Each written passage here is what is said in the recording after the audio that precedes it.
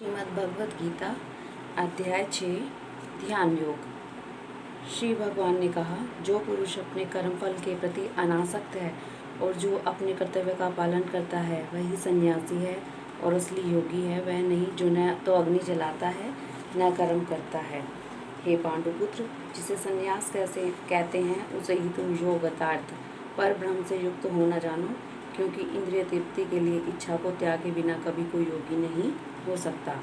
अष्टांग योग के नव साधक के लिए कर्म साधन कहलाता है और योग पुरुष के लिए समस्त भौतिक कार्यकलापों का परित्याग ही साधन कहा जाता है। जब कोई पुरुष समस्त भौतिक इच्छाओं का त्याग करके न तो इंद्रिय तृप्ति के लिए कार्य करता है और न ऐसा काम कर्मों में प्रवृत्त होता है तो वह योगारूढ़ कहलाता है। मनुष्य को चाहिए कि अपने मन की सहायता से अपना उद्धार करे और अपने को नीचे न गिरने दे। यह मन बद्ध जीवन का मित्र भी है और शत्रु भी। जिसने मन को जीत लिया है उसके लिए मन सर्वश्रेष्ठ मित्र है, किंतु जो ऐसा नहीं कर पाया उसके लिए मन सबसे बड़ा शत्रु बना रहेगा। जिसने मन को जीत लिया है उसने पहले ही परमात्मा को प्राप्त कर लिया है, क्योंकि उसने शांति प्राप्त कर ली है। ऐसे पुरुष के लिए सुख दुख सर्दी गर्मी मान अपमान एक से हैं। वह व्यक्ति आत्म साक्षात्कार को प्राप्त तथा योगी कहलाता है, जो अपने अर्जित ज्ञान तथा अनुभूति से पूर्णतः संतुष्ट रहता है। ऐसा व्यक्ति अध्यात्म को प्राप्त तथा जितेंद्रिय कहलाता है। वह सभी वस्तुओं को, चाहे वे कंकड़ों पत्थरों या सोना, एकमात्र देखता है।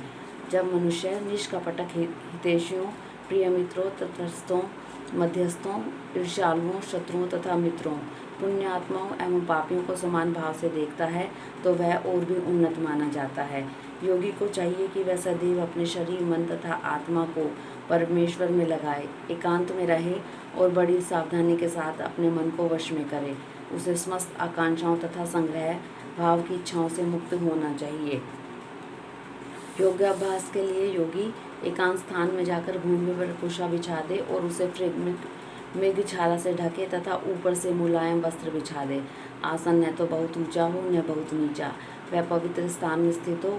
योगी को चाहिए कि इस पर दृढ़ता पूर्वक बैठ जाए और मन, इंद्रिय तथा कर्मों को वश में करते हुए मन को एक बिंदु पर स्थिर करके हृदय को शुद्ध करने के लिए योगाभ्यास करे।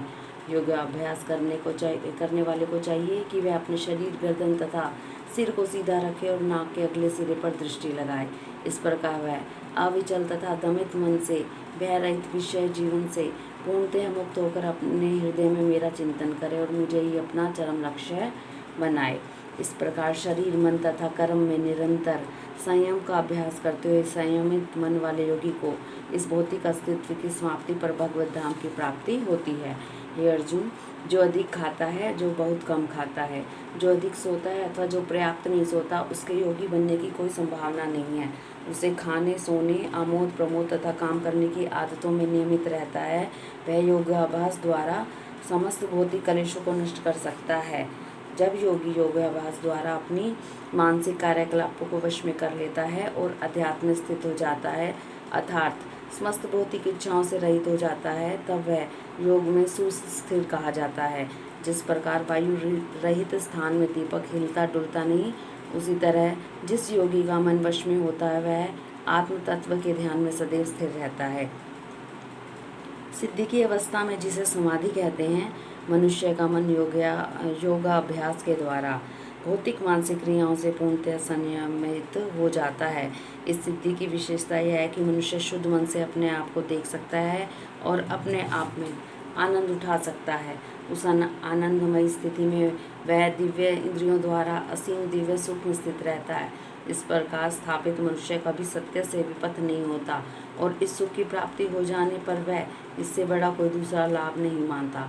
ऐसी स्थिति को पाकर मनुष्य बड़ी से बड़ी कठिनाई से भी विचलित नहीं होता।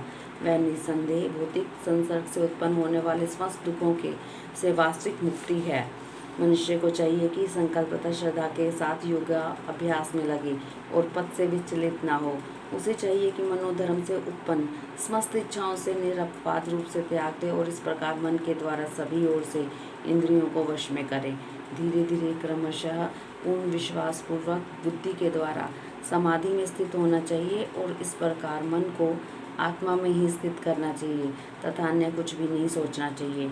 मन अपनी चंचलता तथा अस्थिरता के कारण जहाँ कहीं विचरण करता हो, मनुष्य को चाहिए कि उसे वहाँ से खींचे और अपने वश में लाए।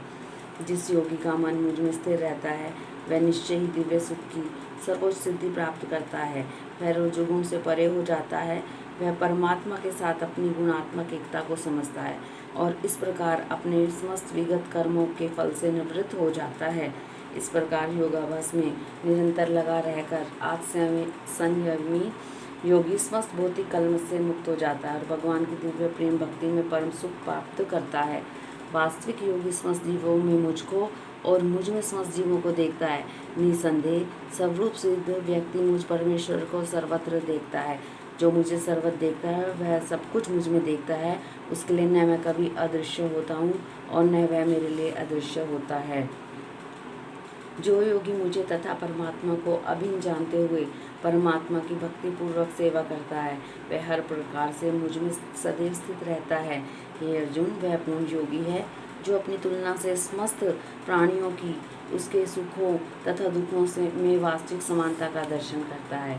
अर्जुन ने कहा, हे मधुसूदन, आपने जिस योग पद्धति का संक्षेप में वर्णन किया है वह मेरे लिए अव्यवहारिक तथा असहनीय है, क्योंकि चंचल मन अस्थिर है। हे कृष्ण, क्योंकि चंचल मन हठीला, अत्यंत बलवान, अस्थिर है, अतः मुझे इसे वश में करना वायु को वश में करने से भी अधिक कठिन लगता है। श्री भगवान ने कहा, हे माँ बाहु कुंती पुत्र, निसंदेह चंचल मन को वश में करना अत्यंत कठिन है, किंतु उपयुक्त अभ्यास द्वारा विरक्ति द्वारा ऐसा संभव है।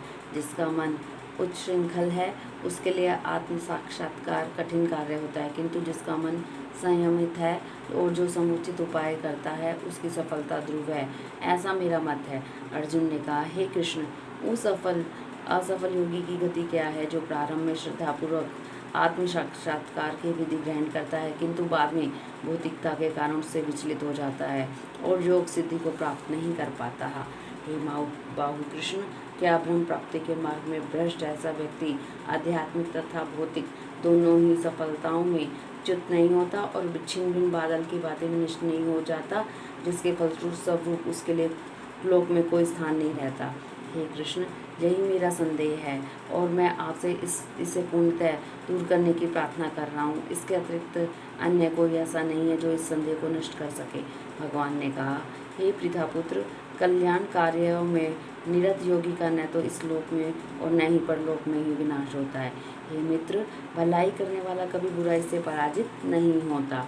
असफल योगी पवित्र आत्माओं के लोकों में अनेकानेकों वर्षों तक भोग करने के बाद या तो सदाचारी पुरुषों के परिवार में या धनवानों के कुल में जन्म लेता है, अथवा वह ऐसे योगियों के कुल में जन्म लेता है जो अति बुद्धिमान है।